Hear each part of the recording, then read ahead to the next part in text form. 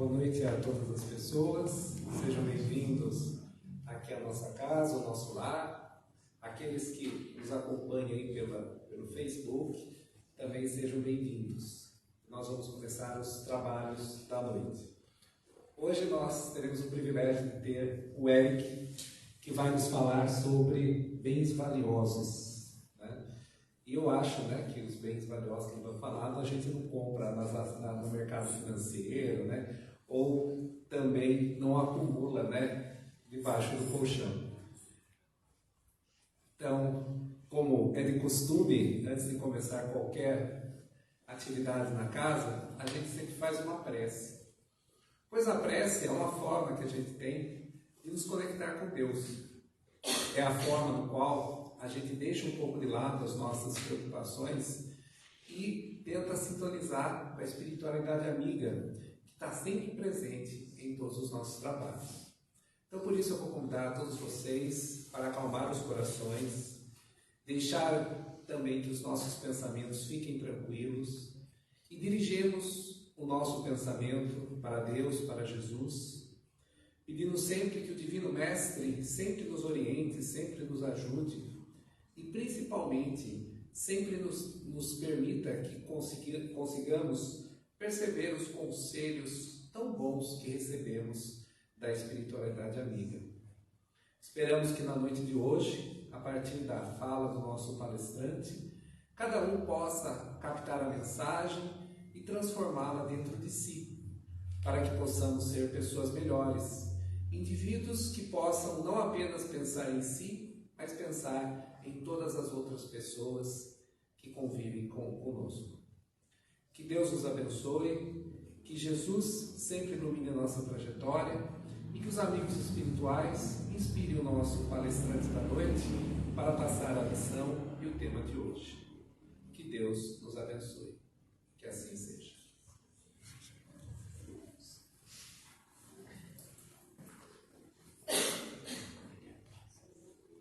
Boa noite a todos. Que saudade de estar aqui com vocês às quintas-feiras. Que bom que voltamos. Bom, como a gente estava conversando, né, o nosso intuito hoje é falar um pouquinho sobre bens valiosos.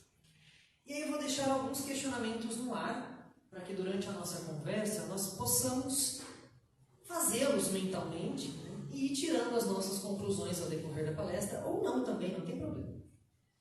Mas o que seria um bem para você atualmente? Né? Qual que é a nossa visão hoje de bem ou bens? Posso dizer a vocês que no dicionário tem diferença. Agora, para nós, a gente tem que ver qual a diferença a gente quer, né? Se tem ou se não tem. E o outro, né, questionamento que a gente pode se fazer, começar se fazendo nessa noite, é o que é algo valoroso para você? Aonde está a valiosidade das situações na sua vida? Onde está o valor? Valiosidade eu acho que não existe, mas tudo bem, a gente entendeu onde eu quero chegar, né? Aonde a gente deposita o valor das nossas coisas? Neologismo é ótimo, no Brasil existe, o povo adora fazer neologismo no Brasil, né? Então a gente faz um pouco também na palestra da água. E aí a gente, onde então há a nossa impressão de valor? Quais são os nossos bens valorosos, né? Os nossos bens valiosos na nossa vida? Eu vou usar o comecinho da nossa conversa para contar uma história para vocês. Existe um filósofo muito conhecido atualmente, acredito que vocês o conheçam e até já possam ter visualizado algo a respeito dele.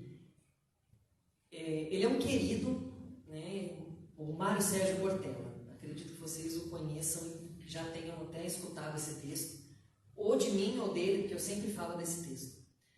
Ele tem um texto que fala sobre capricho, uma fala curtinha, onde ele fala sobre capricho, justamente em uma de suas palestras, onde ele está falando sobre valor, sobre coisas valorosas, sobre o que tem valor na vida, né? É um trechinho curto dessa palestra onde ele fala sobre uma questão de capricho. Ele fala que existe, na vida, existe algo que é especificamente bom, que é o feitio, o fazer, o realizar as coisas, a ação de fazer, e existe a ação de fazer com capricho. Por que ele fala isso? Ele diz assim: bom, eu moro longe da minha mãe em algumas cidades, dou aula fora, dificilmente eu consigo visitá-la, mas me esforço para estar com ela pelo menos em alguns momentos do meu mês. E eu dou bastante aula, então eu aproveito alguma folga que eu tenho e viajo. E geralmente são algumas horas de viagem para chegar na casa dela. E geralmente eu vou sem almoço. Eu não almoço, saio de manhãzinha, chego próximo da hora do almoço ou depois. Minha mãe é uma pessoa que almoça cedo, então geralmente eu sempre chego depois do horário do almoço. E eu vou lá para visitá-la. E ela sempre faz a mesma pergunta para mim: oi, meu filho, tudo bem? Você está com fome? E eu sempre dou a ela a mesma resposta: não, mãe, tudo bem, já me alimentei, mesmo se eu não tiver comido nada. Porque, afinal de contas, ela não está lá para cozinhar para mim, eu fui lá para vê-la, saber como ela está, fazer as coisas dela. Mas ela é mãe. As mães sabem como a coisa funciona. Então ela percebe que às vezes eu estou só sendo simpático. E ela fala: não, vou fazer alguma coisa para você comer. Descendente de italiano, coisa mais rápida e fácil que tem para fazer, massa. Vai ela fazer um macarrão. Ela faz um macarrão e tudo, tal, aquele macarrão alho e óleo que é rapidinho para fazer e tal, tá pronto.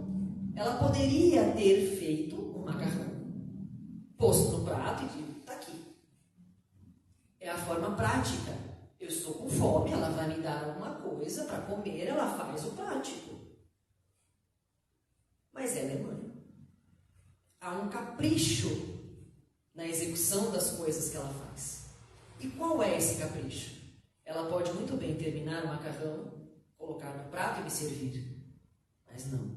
Ela tem o capricho. E o capricho da minha mãe é pegar um tomatinho cereja, cortar ao meio, colocar em cima, junto com uma pequena folhinha de salsa. Este é o capricho. A execução das coisas com capricho mostra para você o valor a qual você destina para aquela coisa. Se nós formos pegar o Evangelho segundo o Espiritismo, nós vamos encontrar uma passagem muito significativa que ele vai dizer que aonde está o seu coração está o seu tesouro. Né? Mas para a gente fugir um pouco do óbvio hoje, claro que a gente ia chegar nessa conclusão de onde está o seu coração está o seu tesouro, mas eu sou uma pessoa que gosta de questionar os outros. Deve ser mal de psicólogo, gente, isso, desculpa. Há um trecho lá no Evangelho segundo o Espiritismo, quando a espiritualidade nos traz, no subtítulo do capítulo, o fazer o bem sem ostentação. E fazendo a leitura desse trecho, vocês vão encontrar uma frase muito significativa dita por Jesus. Ele vai dizer assim, que quando nós fazemos alguma coisa, né, ele encontra a passagem do leproso, que ele curou, o leproso chega até ele, logo no começo do capítulo. O leproso chega até ele, pede, diz a ele, né, se for da sua vontade, você pode me curar. E ele fala, sim, é da minha vontade, esteja curado. E o leproso automaticamente se cura.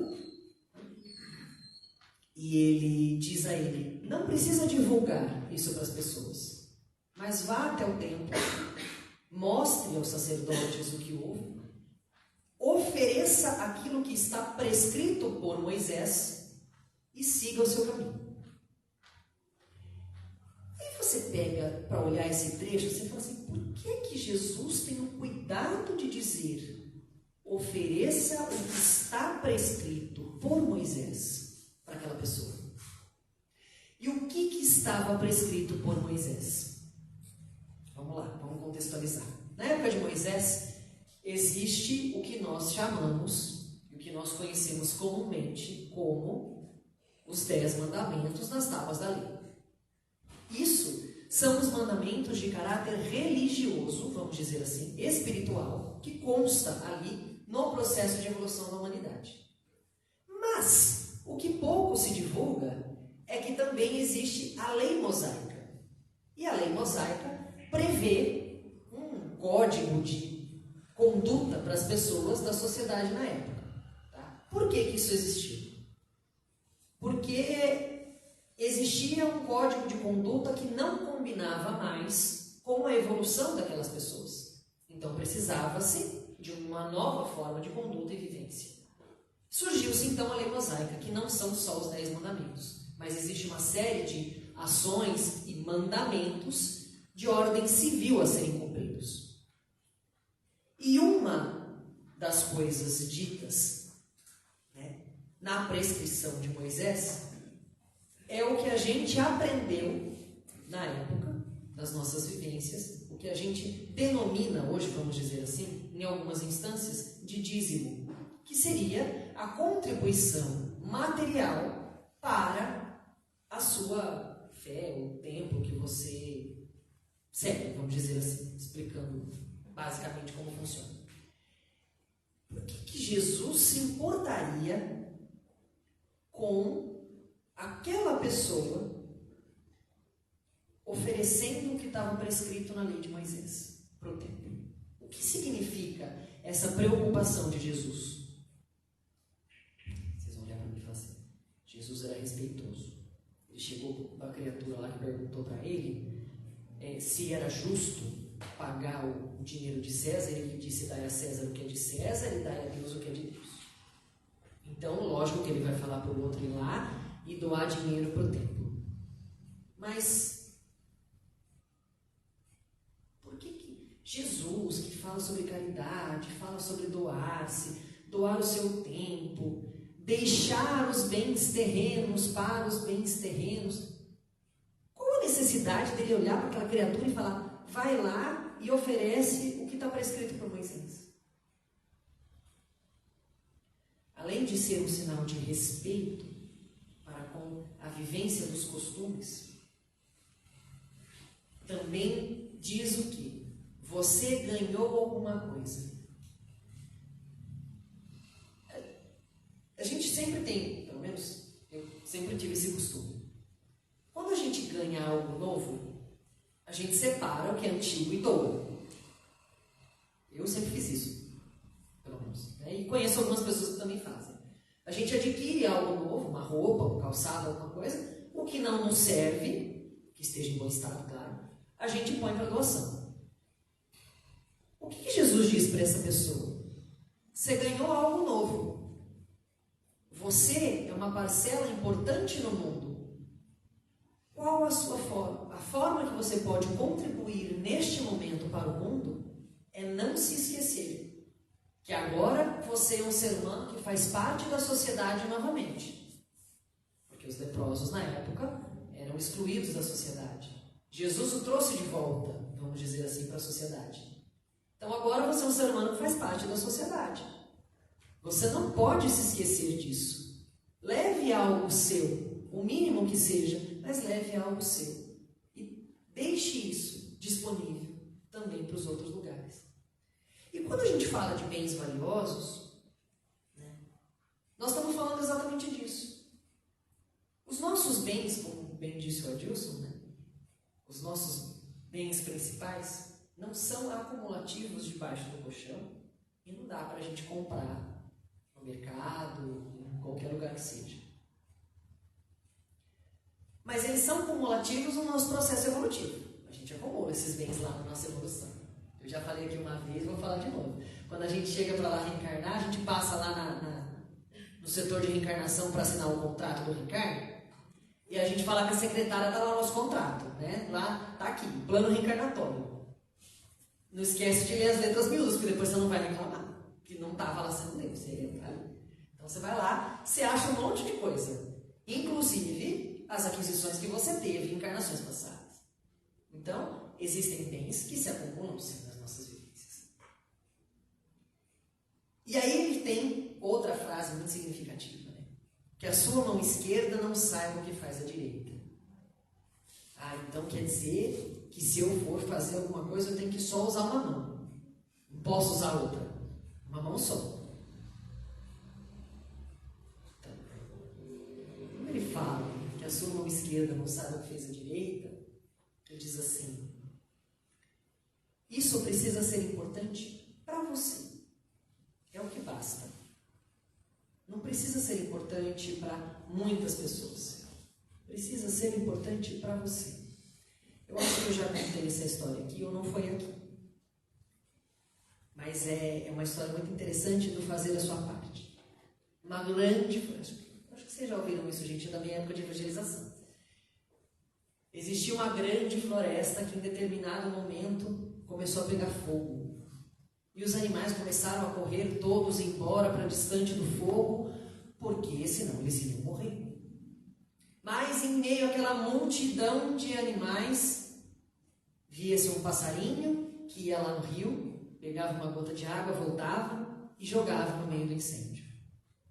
E assim ele fazia, dizem na história que era um beija-flor, só porque ele bate as asas rapidinho, mas enfim, qualquer passarinho que seja.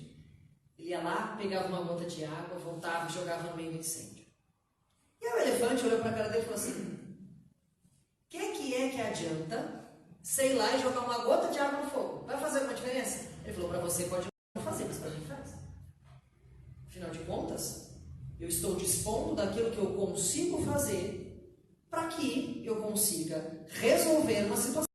Não vou conseguir fazer sozinho, mas a minha parte eu estou fazendo. E aí, é interessante, né? Porque quando a gente fala do fazer a nossa parte, existem dois polos. Existe o polo da conformidade. Ah, fiz a minha parte, tudo bem. E existe uma parte do tanto faz. Estou fazendo a minha parte mesmo. E aí a gente para observar, a gente nota que essas duas coisas não têm muita diferença. Mas a gente não para pensar no que é fazer a nossa parte, muitas vezes. Vou eu lá com o Cortella de novo. Ele diz assim, que fazer a sua parte é fazer o máximo que você consegue em toda e qualquer situação que você esteja. Não é preciso que você dê 110% nas situações. Veja bem. Mas é necessário que você faça tudo aquilo que você faça o melhor que você consiga fazer dentro da pior situação que você esteja. E ter a certeza de que você vai fazer a sua parte e a pessoa vai conseguir fazer a parte dela. Por quê? Porque há essa necessidade, a pessoa, cada um desenvolve consigo a necessidade que consegue. Cada um consegue desenvolver com você. Cada um oferece aquilo que é possível dentro do seu desenvolvimento. Cada um oferece aquilo. Eu consigo oferecer determinada coisa para uma determinada situação. O Adilson, vivendo a mesma situação, ele vai conseguir oferecer outra determinada coisa. E aí, o que a gente observa nessa questão? Né? Há uma questão dentro desse texto lá do Evangelho, aonde Jesus também vai trazer, não desta forma, mas se nós formos olhar, nós vamos encontrar estas palavras, né? Apresenta-se no ato de seus bens. O que seria isso, né? O apresentar-se no ato de seus bens. Conhece-se, né? Existe aquele velho ditado, né? Conhece-se o cristão pelas suas obras. E aí, o que a gente observa? As pessoas são a mesma coisa. Apresenta-se no ato das suas ações, né? Ofereça aquilo que é possível, desde que as pessoas conheçam você a partir daquilo que você consegue, dando o seu melhor em todos os momentos. E aí a gente divide essas vivências em vida presente e vida futura. O Evangelho vai fazer essa divisão. Quando a gente olha para a nossa vida presente, nós podemos olhar de forma simples e trazer isso como o único momento da vida em que nós temos para resolver as nossas pendências, resolver as nossas questões e trazer vivências específicas. É um único momento, não há outro. Mas quando a gente observa isso por algo mais além, e aí nós estamos falando de vida futura, né? Nós estamos falando de processo de evolução, nós estamos falando de processo de progressão espiritual. Dentro das conquistas da nossa vida presente, quando nós falamos de vida presente, nós estamos falando das nossas conquistas. Que conquistas? Quais as conquistas que nós estamos falando neste momento da nossa vida presente? Todas elas. Porque todas as conquistas são importantes. Os bens que nós temos podem não ser cumulativos embaixo dos nossos colchões. Mas a importância que os bens que nós temos têm para nós é algo significativo. Eu trouxe algumas conversas atrás um trecho do Evangelho que diz que até o ser mais vil pode sentir um amor por algo ou alguém. Então, sim, há um desprendimento desse sentimento de amor por questões de ordem material. E isso é importante para o outro. Claro que com o desenvolvimento da vida, ele vai entender que não só um bem material é importante, mas muitas vezes a importância não está ligada ao bem material, mas ao trabalho que foi desenvolvido para que aquele bem material surgisse. Então, o que nós vemos como conquistas e por que nós temos conquistas nas nossas vivências? Isso dentro da nossa vida presente. Por que nós somos conquistados? Por que nós desenvolvemos conquistas na nossa vida? E quando a gente olha para a nossa vida futura, nós estamos falando de evolução, estamos falando de progressão espiritual, nós estamos olhando também para as nossas expectativas. Nós estamos projetando lá na frente inúmeras expectativas. Porque se não existissem expectativas, nós também não caminharíamos para a conquista de tudo isso. Nós vamos nos frustrar, óbvio. Não vai ser como a gente pensou. A gente não vai poder estar lá todo dia de férias em Bahamas, com bastante coisa sem poder fazer nada, né? Não vai. Vai acontecer. Talvez aconteça. É bem difícil. É só um exemplo, gente? Calma. Eu desejo que todo mundo possa ter férias eternas em Bahamas com bastante coisa, né? Mas não é possível para todo mundo. Então mas nós temos expectativas, né? E diante das nossas expectativas, nós trabalhamos esse processo. E uma das nossas expectativas maiores é o nosso processo de evolução. É a nossa construção de bens, não só bens materiais, mas bens que façam com que nós possamos ter expectativas de progresso, expectativas de evolução. Há uma frase muito significativa do imperador Alexandre o Grande, onde ele diz que ele quer ser enterrado com os braços abertos. E as pessoas o questionaram da motivação dele de ser enterrado com os braços abertos, e ele responde: eu vim sem nada e voltarei sem nada. Meus braços abertos significam exatamente isso. Que eu tenho a oferecer. E aí, para a gente ir finalizando a nossa conversa da noite, já que nós estamos falando de vida presente, vida futura e desenvolvimento da nossa vida, eu pergunto para vocês: o que é a vida?